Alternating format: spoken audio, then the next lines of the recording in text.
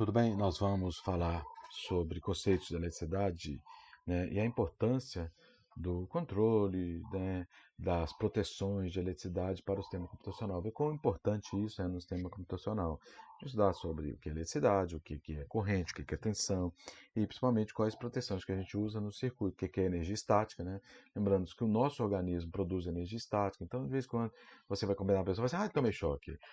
Você vai colocar a mão numa maçaneta de metal, toma um choquinho. Isso é energia estática que o organismo produz. E isso pode ser muito prejudicial para sistemas computacionais, porque esses sistemas computacionais, assim como os sistemas eletrônicos, trabalham com nível de tensão muito baixo. Por exemplo, trabalham com nível de tensão de 5 volts. Você vê 5 volts, nada mais é do que 3 pilhas. Né? E você não toma choque com pilha. Né? 3 volts, cada pilha tem 1,5 volts, quer dizer, 3 pilhas vão dar 4,5 volts, quase o sistema de computador. Né? E são tensões pequenas, mas que para um computador é muito prejudicial. Então, essa energia estática que a gente produz, ela pode ser muito prejudicial para o computador. Então, a gente vai entender o porquê disso. Né? A primeira coisa que a gente tem que aprender, tá, é que tudo é o átomo. Né? Todos os materiais são compostos de átomo. E o átomo ele é dividido em elétrons, prótons e nêutrons. E por que eu tenho que saber isso? Porque os elétrons são cargas negativas, os prótons são cargas positivas e os nêutrons não têm carga. Né? Os prótons e os nêutrons ficam dentro do núcleo, os elétrons ficam circulando. Quer dizer, os elétrons é que vão produzir de alguma maneira esse trabalho. Então, tudo vai depender dos elétrons, a gente vai ver isso.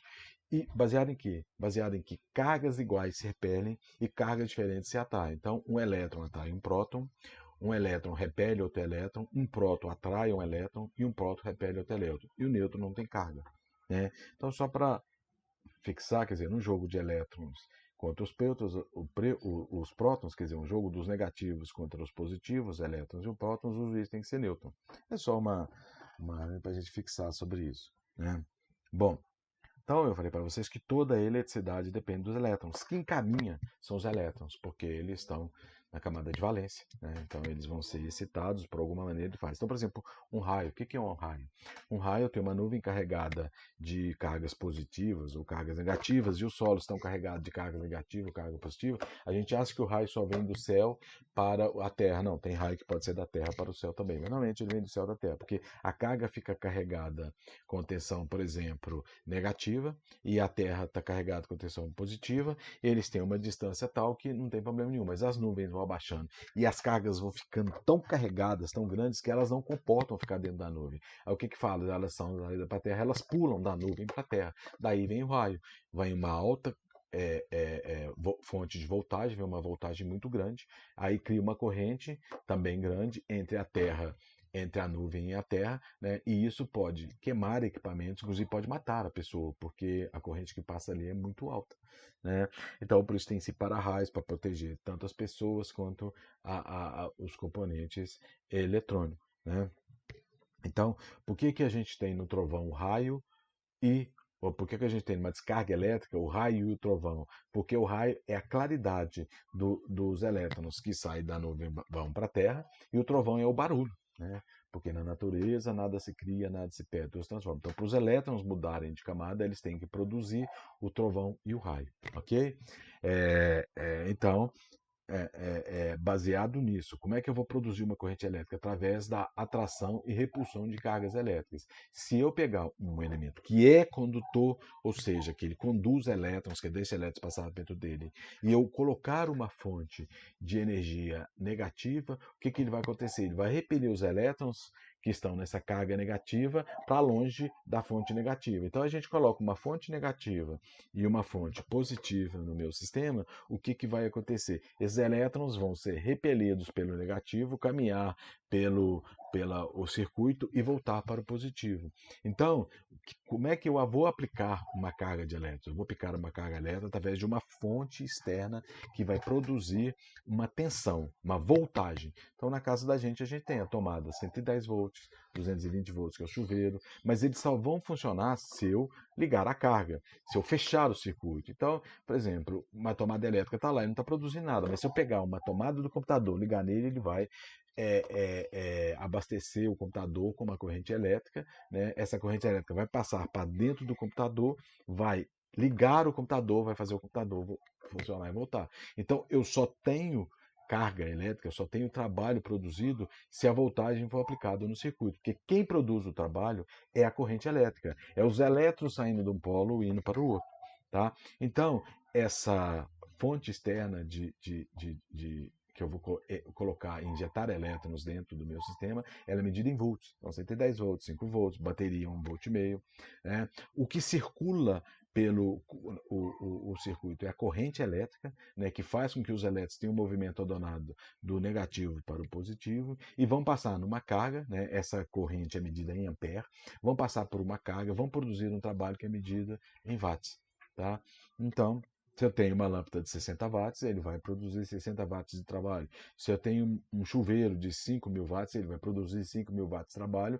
E esse, né, na natureza, nada se cria, nada se perde, se transforma. Ele produzindo esse trabalho, ele vai aquecer a água, ele vai produzir calor e esse calor vai aquecer a água. Então, o chuveiro de 5.000 watts, por exemplo, ele aquece a água menos do que um circuito de 7.000 watts. Ok? Então, no circuito elétrico, eu coloco uma bateria, uma fonte externa, diferença de potencial, medida em voltagem, ele vai produzir, né, uma corrente elétrica de elétrons, ok?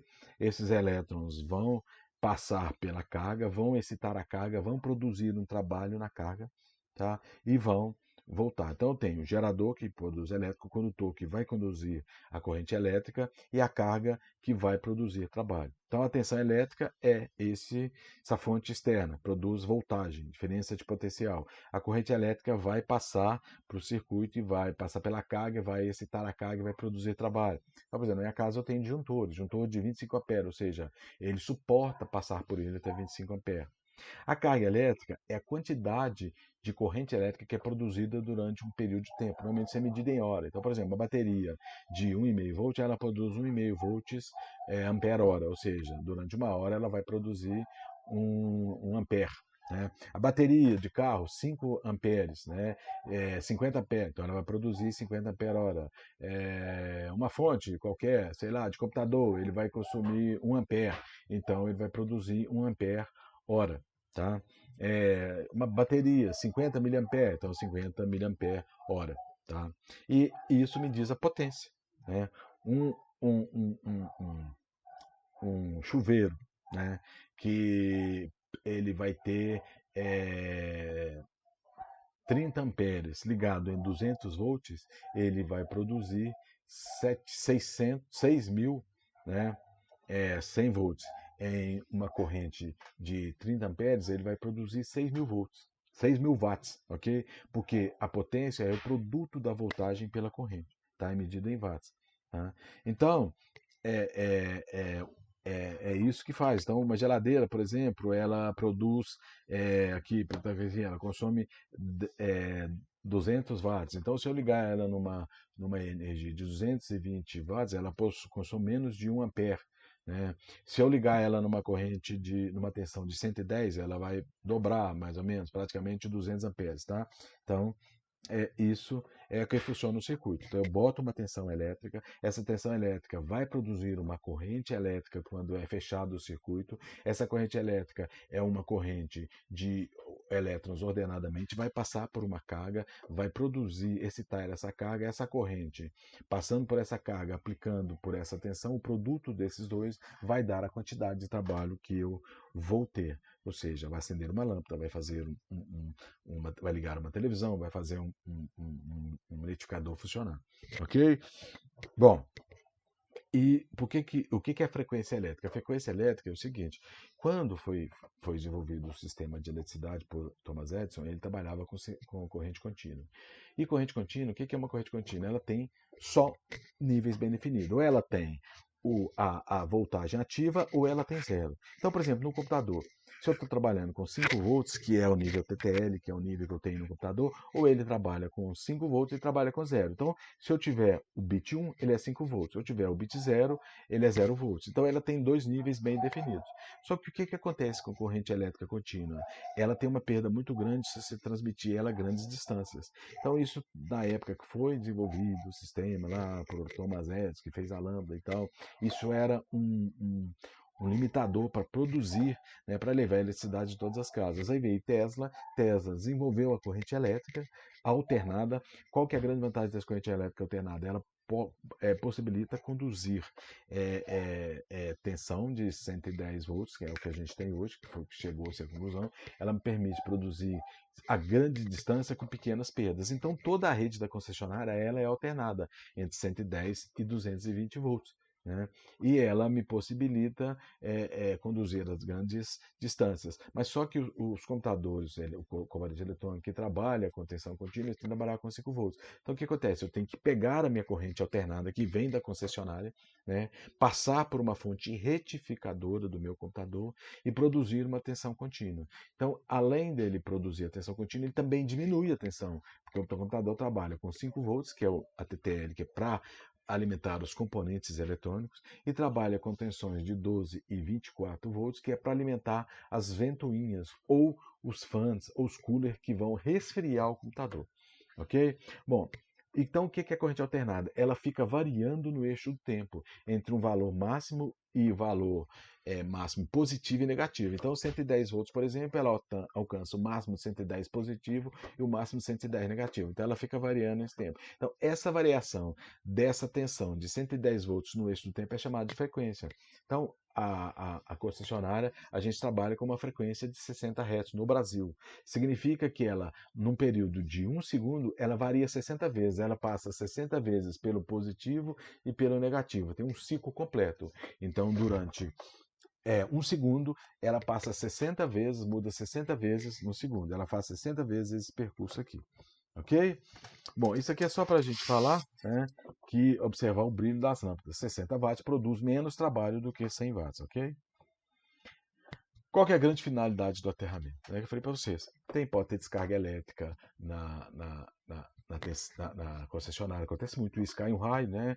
Esse raio vai para o poste, ele vai na sua casa, ele cai no seu circuito elétrico e ele circula dentro da sua rede elétrica e ele pode queimar, né? Porque é um nível de tensão alto. Você pode chegar no computador, pegar lá na placa, lá é cheio de componentes eletrônicos soldados na placa, você pode pegar esses componentes eletrônicos, né? A sua energia estática passar para a placa e pode comprometer esse componente eletrônico. Então, por que eu tenho que fazer um aterramento?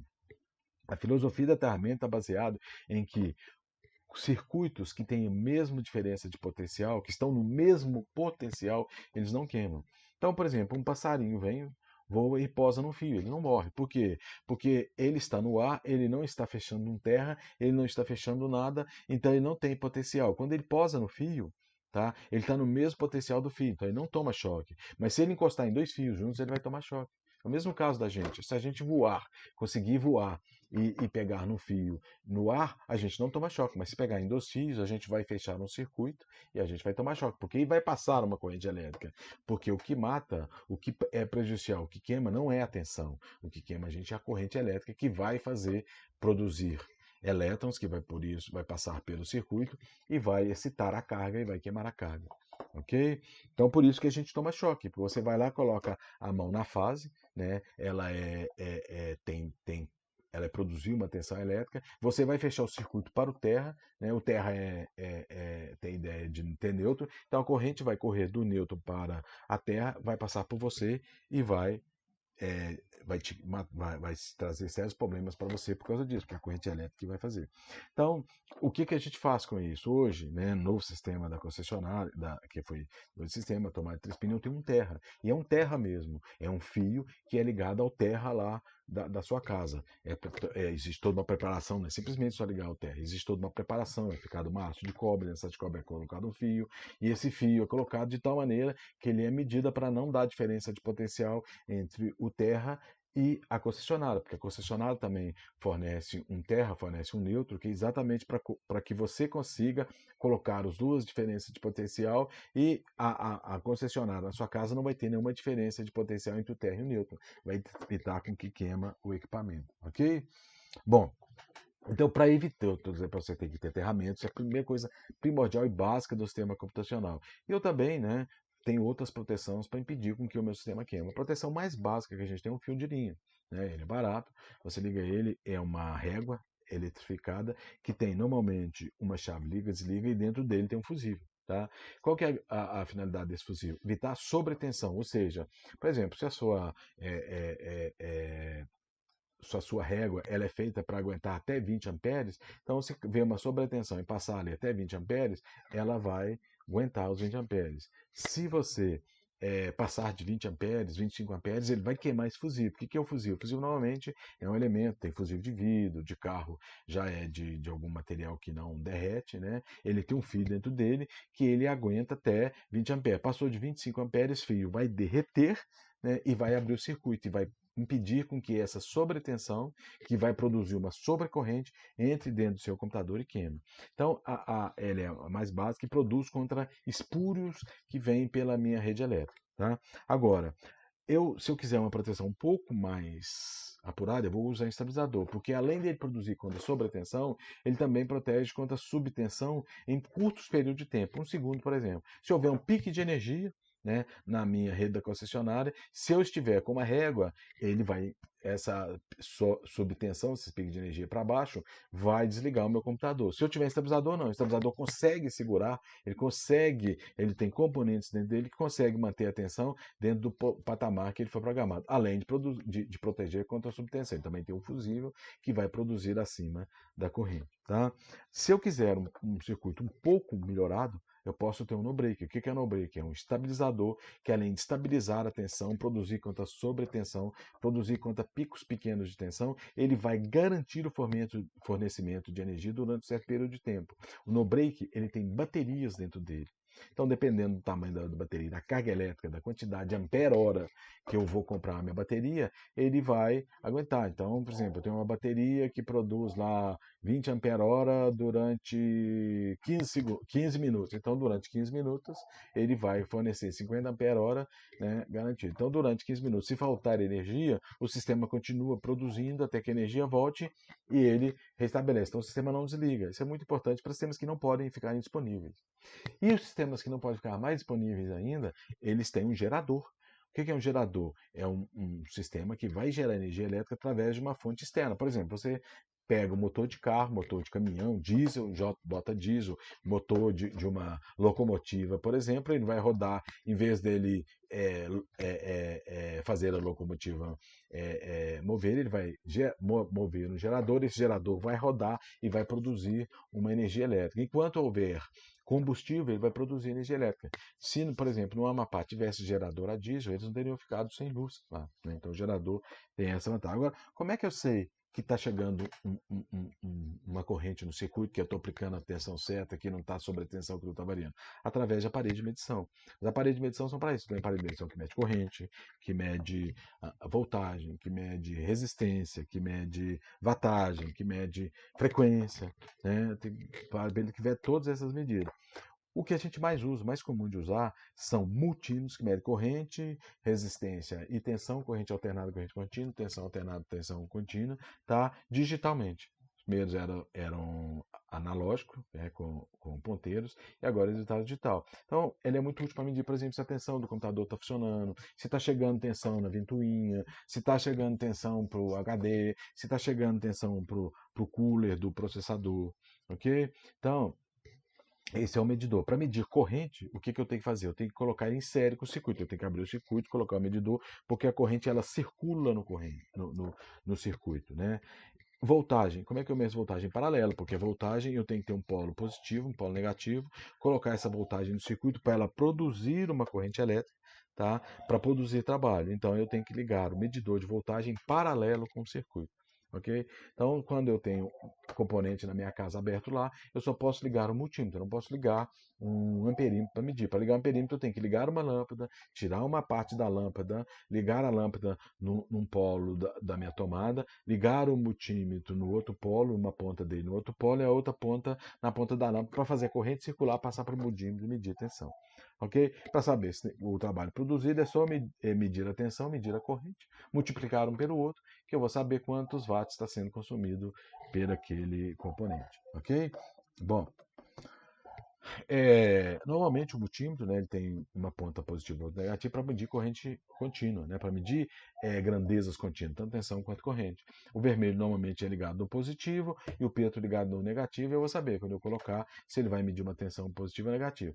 Antigamente, quando os sistemas eram analógicos, só media positivo. Então, se você invertesse, ele media porque ele batia lá e voltava. Hoje, com os elementos digitais, ele aparece o negativo na frente.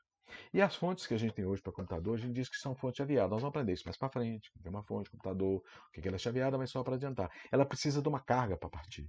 Então, se eu quero medir uma fonte, eu tenho que colocar esse eclipse entre um fio, né, igual eu estou falando aqui, um fio verde, um fio preto, né, dobrado em U, né, o quinto da direita, né, e esse fio verde é um do lado do outro, para poder fechar, para ter carga para poder medir. Tá?